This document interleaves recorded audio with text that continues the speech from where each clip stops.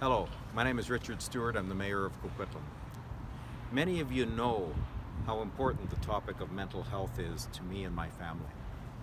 This week, in particular from May 4th to May 10th, Mental Health Week, it's important to all of us to give this a little bit more thought.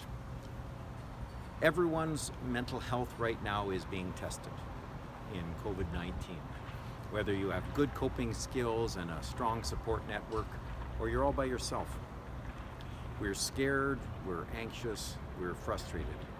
We're stress eating, we're spending too much time on our devices, on our screens. We're also lashing out at perceived injustices, perhaps people that we see that we perceive as not properly physically distancing. During Mental Health Week, I have a request for you. When you find yourself going to that negative place, take a deep breath before reacting. Are you making an assumption without all the facts? Would you normally act this way? Or is it the stress talking? It may feel good to have someone to blame, but it hurts you and it hurts others. Negativity festers, but kindness heals. Be gentle with each other, we ask. We ask you to support each other. Give others the benefit of the doubt if you can. And if you yourself are struggling, I urge you to seek help. Reach out to someone you know, someone you trust, or one of the many free mental health resources that are available. You do not need to go through this alone.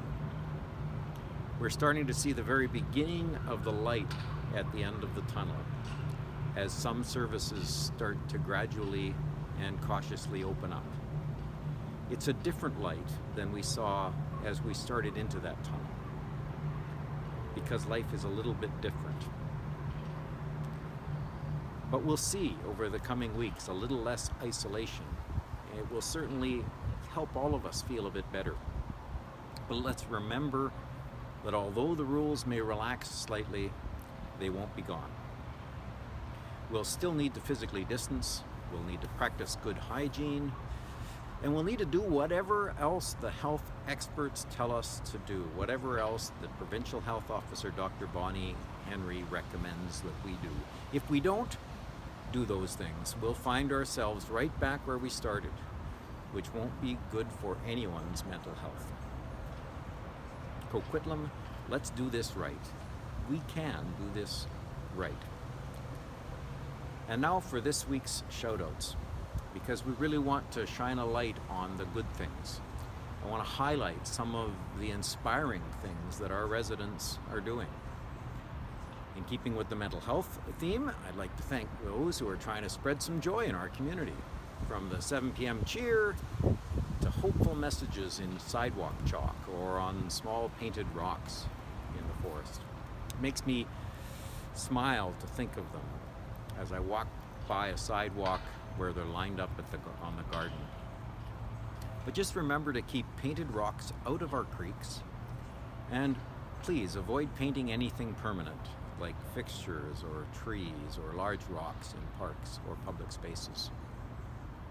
It's also wonderful to see the caravans of teachers driving through our neighborhoods in decorated cars to greet their students. I watched one of those caravans with a local Syrian refugee family, and it was touching to see how much it meant to the daughter when her teacher called out her name.